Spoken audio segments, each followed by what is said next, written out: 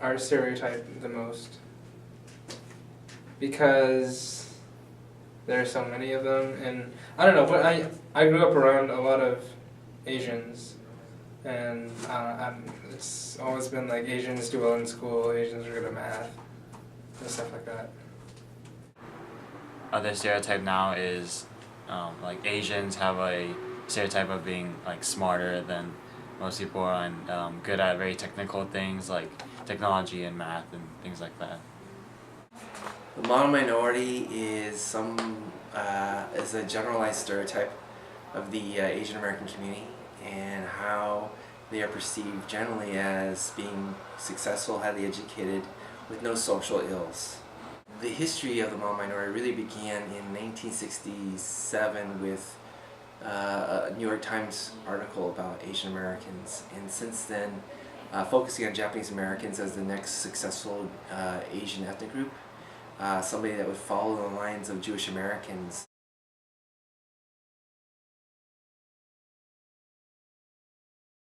And if my peers like are doing well, I feel kind of pressured to do well, so like because I want to keep up.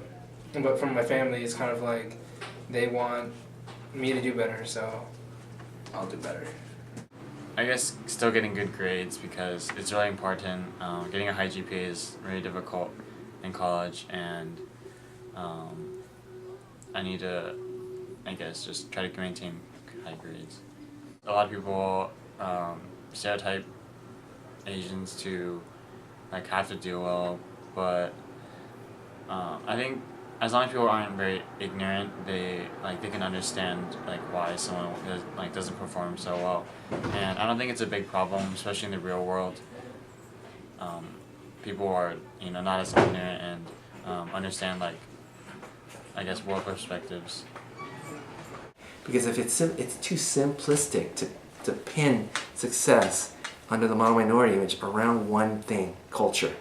Because then you're saying to other groups that are failing that that's why you're failing. That's the reason why you don't value education. And that becomes very problematic, as you can imagine, because again, that is not really speaking to their experiences and the larger picture of why their kids may be falling through the cracks.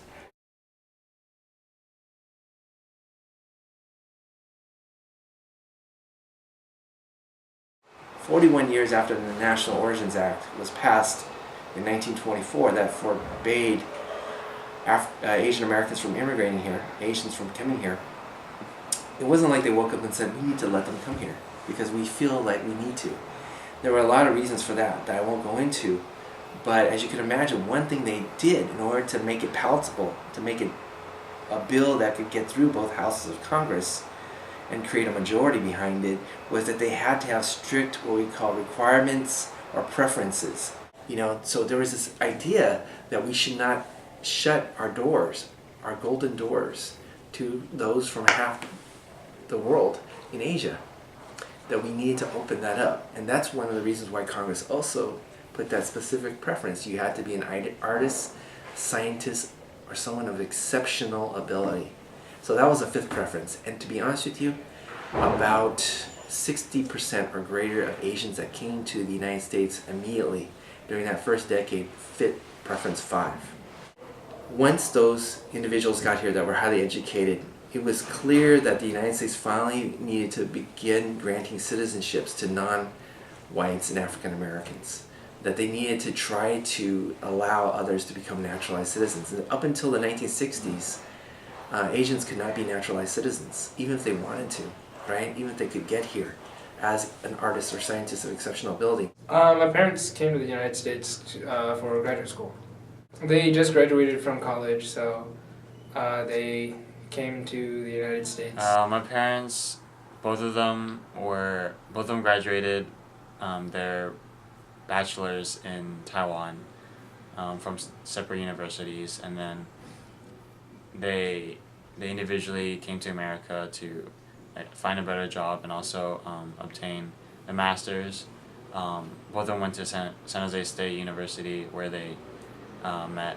I think the fact that my parents both went to college and also got a master's, it kind of sets a tone where I'm kind of obligated to do so as well. But it's not it's not, my parents didn't really like push towards it that much, but especially today and where I live, it's such like a high tech place, Santa Clara. A lot of people are accustomed to going to college and then also maybe perhaps higher learning, and because of that, I think that influenced me to do so as well. So my parents are pretty well educated and hardworking, and at a young age they said, Eric, you're going to college. You have to go to college, and so like growing up, I always had the notion that I was going to college. So when it came time to like think about colleges, I didn't really think about it. I just knew I was going, but it all worked out in the end. Why I think, go back to history, go back to this ideological debate, and I think you'll see why. I think Asian Americans are a unique minority in terms of their discrimination, because we've in some ways arguably been a victim of a small cohort success in terms of how the larger community is viewed, and in that way that has been a convenient scapegoat to use by certain ideological camps to kind of delegitimize the claims of other groups based on their experiences, because we're being touted. And I think that comes with it some pride, because some people would say, African Americans and Latinos would say, well, wouldn't you rather be called a model minority than say a problem minority? There's some truth to that, right? But I think, for Asian Americans, this is where they have an opportunity to really kind of, again, assert their unique status in race relations in the United States. In that, like I said, we are able to transcend certain racial fault lines that maybe other minority groups can't. But I think it's in the larger question of things, this is where Asian Americans can assert their uniqueness and to say, well, while it is a compliment, thank you, pat on the back, it's not who we are. And it doesn't fulfill the goals of what we want to be as a nation as well as a community. Because our nation strives on these democratic ideals. It's not to say everybody should have the exact same thing at the end of the day. What it's saying is that the playing fields of life, whether it's jobs or educational opportunities, etc., should be more equitable. And we know historically that has never been the case because of exclusion, because of whether it's Jim Crow laws to other things for other communities.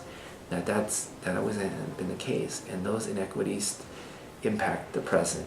And what we see with Asian Americans, this is not that they've overcome those inequities, it's because we selectively chose certain groups to come here and then focused on those groups once they became successful as kind of a reaffirmation of those ideals.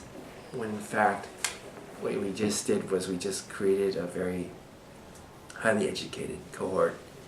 In even that cohort, you can tell that there's inequities.